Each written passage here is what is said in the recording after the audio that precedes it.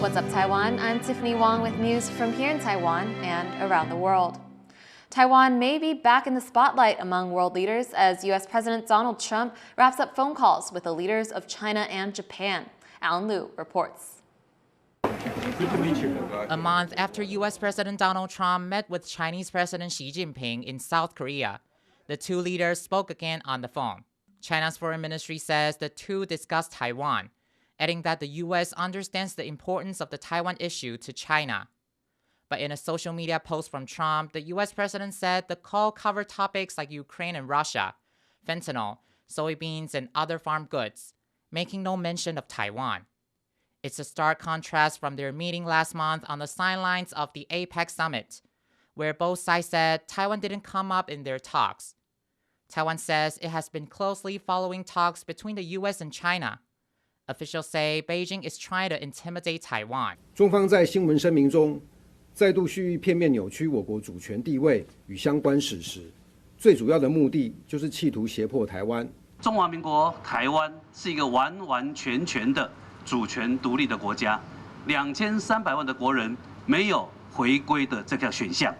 下午好。The call comes as China is wrapped in a dispute with Japan, after Japanese Prime Minister Takaichi said a Chinese invasion of Taiwan could trigger a military response from Tokyo. China strongly protested her remarks and ramped up military activity in the region. But Trump didn't just speak to Xi. He then went on to have a phone call with Takaichi in their first talk since the Japan-China spat. Under the current international circumstances following President Trump's recent visit to Japan, I believe that I was able to confirm the close cooperation between Japan and the U.S.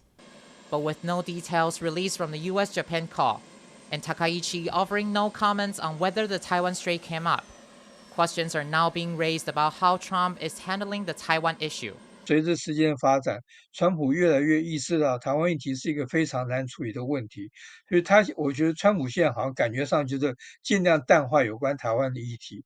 那可是反过来就是说，如果这个习近平为了高市的谈台湾议题跑去找川普，那么高市也来去跟川普通电话，其实等于是拉高了川普总统在美国、日本中间做一个谈判者的角色。Trump says he has accepted Xi's invitation to visit Beijing in April and has also invited Xi for a state visit to the U.S. later next year.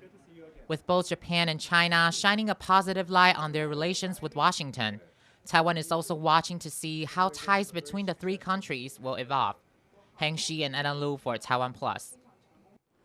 A deal to end the war in Ukraine is shaping up, with both Washington and Kyiv seeing progress. But the White House says there are no plans for a meeting between the U.S. and Ukrainian presidents to hammer out the details. As you know, things can change very quickly around here, so we'll keep you all apprised, but there's no meeting scheduled right now. This comes after a meeting in Geneva on Sunday to discuss Trump's plans for peace nearly 4 years into Russia's invasion of Ukraine. European leaders took issue with a proposal Washington put forward last week. It would have required Kyiv to give up territory taken by Russia and prevented it from joining NATO in the future. Zelenskyy says the plan as it looks now includes what he calls elements important to Ukraine. And while a meeting may not be on the agenda yet, he says he will talk with Trump on the remaining sticking points. Our team has already reported today on the new draft of steps, and this is truly the right approach. The sensitive issues, the most delicate points, I will discuss with President Trump. Following the Geneva talks, the White House said Trump remains optimistic a deal can be struck. Paraguay's deputy foreign minister is in Taiwan for an official visit to reaffirm the two countries' diplomatic ties. Victor Alfredo Verdun Bitar says the shared values between Paraguay and Taiwan, freedom, democracy, and human rights, should never be outweighed by economic interests. Paraguay is Taiwan's largest remaining diplomatic ally and the only one in South America. Taiwan's foreign ministry has also announced new trade and investment deals with Paraguay in areas like healthcare, agriculture, and energy. The visit comes just a week after Taiwanese lawmakers traveled to Paraguay at a time when there's growing debate within the country about whether to switch diplomatic recognition to China instead.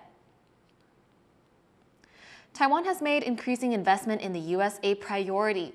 As the two sides continue talks to lower Washington's tariff rate on Taiwanese goods, it's U.S. state-level representative offices in Taiwan that often facilitate the deals that bring investment dollars onto American soil.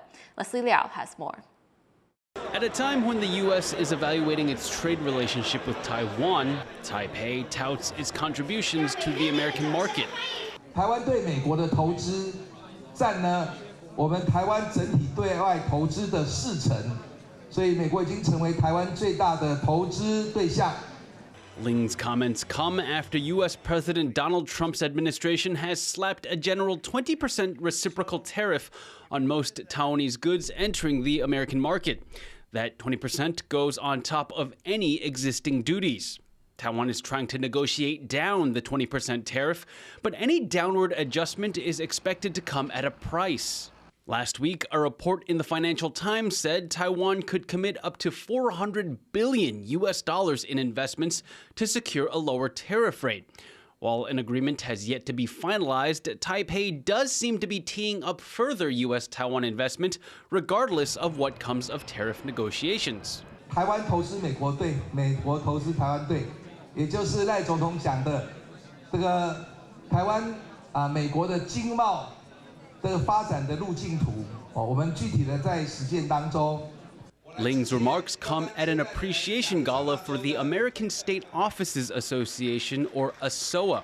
The organization is made up of roughly 24 representatives from U.S. states and territories.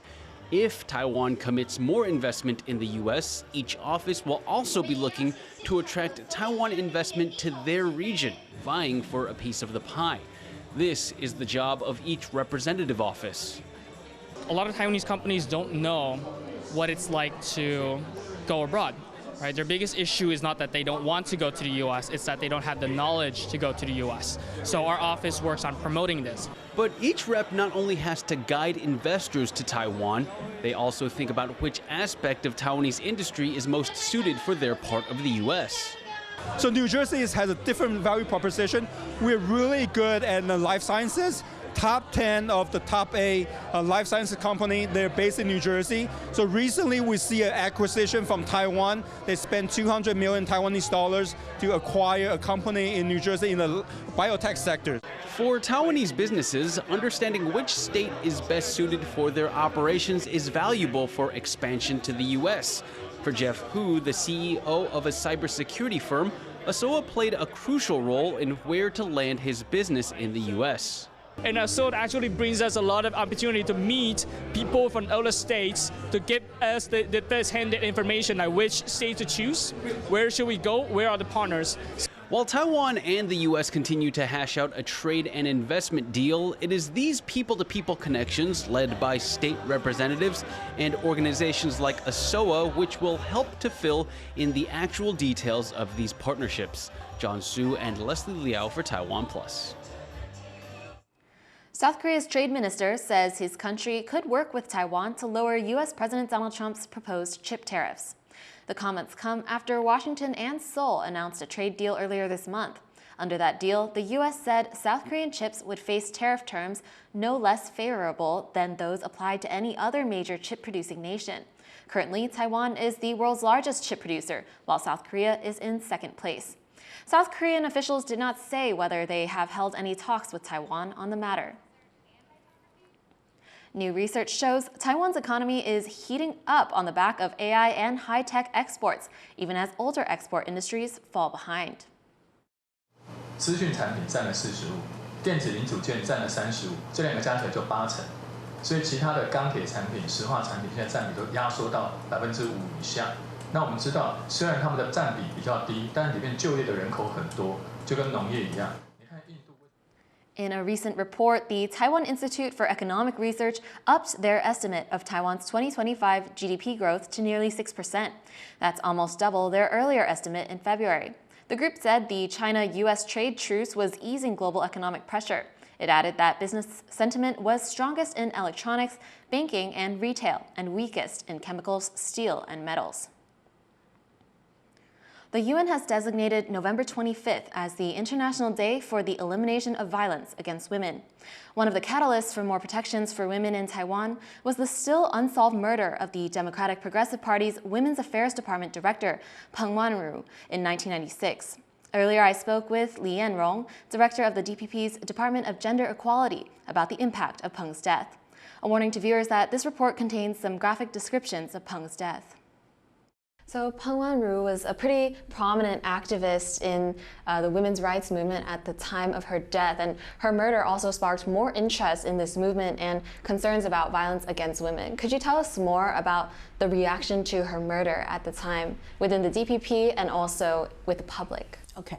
Back then, Peng Wan-ru was the first director of Department of Women's Development of DPP, or Democratic Progressive Party. And before she worked at DPP, she also worked for several prominent feminist organizations in Taiwan. She entered and she joined DPP to work for DPP because she wanted to bring the movement, feminist movement, into politics. By the time she was murdered, back then she was putting lots of energy in promoting gender quota of 1/4 inside DPP.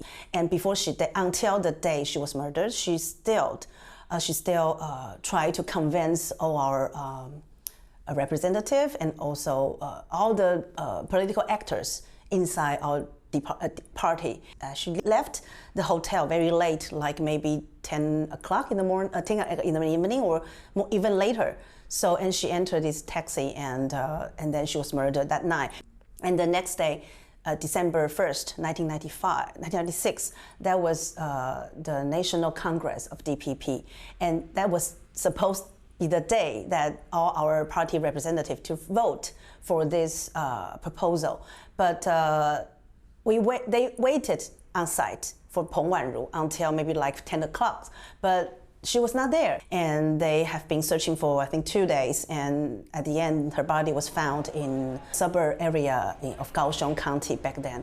And she was murdered, and she was raped, and she was like stabbed like maybe more than 30 times. So that was a shock, totally shock for Taiwanese society. Could you tell me more about the legal changes that happened after Peng Wan-ru's murder and also the societal changes? I think December 21st, the same year, there was a huge march, huge demonstration, organizing a lot of people, all the political actors in different parties and all the feminist activists.